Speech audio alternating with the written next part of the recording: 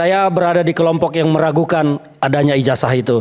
Terima kasih Mas Aiman. Jadi saya mau bicara begini. Ini jaksa benar-benar ceroboh ataukah ini sebuah langkah strategis rekayasa untuk tidak menghadirkan Jokowi dalam persidangan? Bung Ferdian, apa yang membuat Anda begitu yakin, dan ini tampilan Anda pertama loh nih di Rakyat Bersuara terkait dengan kasus ijazah, kalau yang lain bahwa Mas Roy dan Dr. Tifa itu layak disidangkan dan punya dugaan ya bersalah?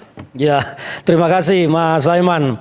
Sebelum saya bicara, saya menyampaikan saya di sini di deretan ini bukan sebagai pendukung Jokowi.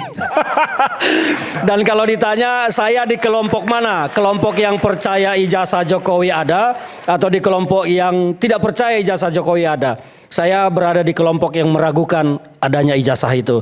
Terima kasih Mas Aiman. Jadi saya mau bicara begini. Sejak awal saya mengikuti terus perkembangan termasuk eksepsi yang dimasukkan oleh rekan-rekan advokat Dr. Tifa bahwa ada beberapa yang saya cermati soal eksepsi terutama di poin error in persona dan error in objecto. Saya melihat bahwa eksepsi itu adalah poin yang terlambat. Kalau memang itu poinnya, semestinya dulu mengajukan pra peradilan ketika ditetapkan sebagai tersangka. November 2025 berarti. Bukan di saat mengajukan perlawanan terhadap dakwaan. Karena dengan memasukkan itu dalam eksepsi, saya melihat justru teman-teman ini kok ragu dengan keyakinannya.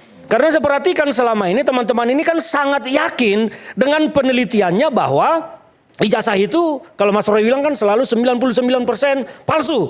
Ya kan? Nah, artinya mereka sangat yakin, tapi kenapa kemudian mencari celah keluar dari pembuktian keyakinan mereka dengan mencari exit window dari dakwaan dengan menyatakan error dalam objek dan error dalam orangnya.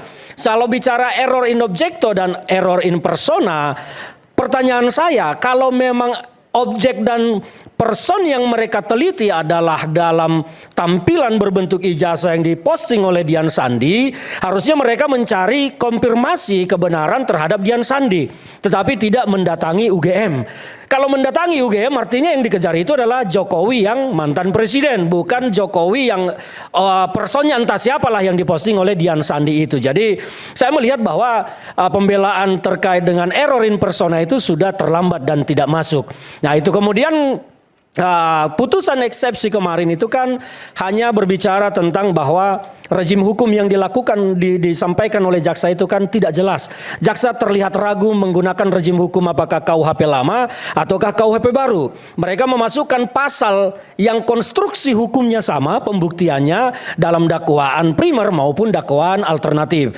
Di sini pun saya bertanya-tanya Mas Iman, ini jaksa benar-benar ceroboh ataukah ini sebuah langkah strategis rekayasa untuk tidak menghadirkan Jokowi dalam persidangan? Maksudnya gimana? Karena kalau jaksa, ini kan sebetulnya kasus ini sudah disupervisi juga oleh Kajati, Kejaksaan Tinggi. Kenapa jaksa bisa seceroboh itu menggabungkan rejim KUHP baru dan KUHP lama dengan pasal yang konstruksi hukumnya sama? Jadi terlihat bahwa jaksa ini pun ragu mau mendakwa Dr. Tifa ini. Yang akhirnya kemudian diputus diterima eksepsinya oleh hakim. Diterima karena jadi maksudnya gini, ini hipotesis ya, putusan Anda. Ini sengaja dibuat kabur supaya putusan selanya mengabulkan atau malah itulah pertanyaan saya. Sidang gitu. Itulah pertanyaan saya, benarkah jaksa seceroboh itu menyusun dakwaan? Karena menurut saya jaksa tidak seharusnya seceroboh itu. Tapi kan akhirnya bikin dakwaan baru. Ya, 6 Agustus sidang lagi. Ya, ini kan sesuai dengan aturan yang ada, jaksa kan punya 2 hak. Dan apakah melakukan perlawanan ke pengadilan tinggi atau dan itu tidak menjamin akan ada putusan selah kedua yang hasilnya sama dengan putusan selah pertama. Kalau perkara sudah begini, tidak ada lagi putusan selah. Nanti masuk ke dalam pemeriksaan perkara, tetapi putusannya di akhir. Apakah nanti eksepsi itu kemudian atau dakwaan itu kemudian juga dieksepsi dan diterima lagi, putusannya di akhir nanti, tidak lagi nanti di tengah. Tapi kalau seandainya begini, ini menjadi penting. Kalau seandainya dakwaan itu tidak jauh berbeda dengan hasil putusan selah yang pertama, prediksi Anda adalah? Kalau dakwaan ternyata setelah diperbaiki dan ternyata masih kabur, saya mau menyatakan jaksa merekayasa supaya Jokowi tidak hadir di persidangan. Dan sidang ini selesai, nggak akan bisa lanjut. Ya nggak jelas lagi nasibnya, nggak jelas lagi. Makanya di situ juga meskipun konsekuensinya Dr. Tifa dan Mas Roy ya bebas. Ya akhirnya perkara ini ya harus berakhir. Harus 0-0, 0-0. Oke. Dan apa yang Ini ditunggu-tunggu menarik. oleh publik tentang kebenaran fakta ijazah Jokowi apakah Tidak benar akan asli pernah atau terbukti tidak akan pernah terbukti. Oke, Akan jadi barang gelap kita barang bisa ini. saya sedikit berhipotesis, nanti saya akan Ya. ke Prof Gayus ya. Ya. Jadi misalnya dakwaan.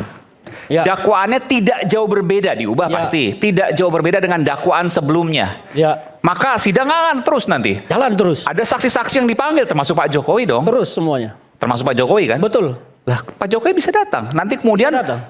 dari pihak Mas Roy, Dr. Tifa dan seterusnya pasti akan mencecar Pak Jokowi Ya. terkait dengan ijazah tersebut. Kan terbuka. Dalam Gimana hal kekhawatirannya? begini, contoh begini, nanti dakwaan masuk nih, sudah di informasi yang kita dapat bahwa jaksa telah mendaftarkan perkara baru, dalam hal Ya. ini dakwaan baru. Teman-teman kan tentu nanti akan melakukan perlawanan lagi. Tetapi tidak ada lagi putusan sela. Ini akan masuk ke dalam pokok pemeriksaan. Tetapi kalau ternyata perlawanan teman-teman nanti diterima, itu putusannya di belakang.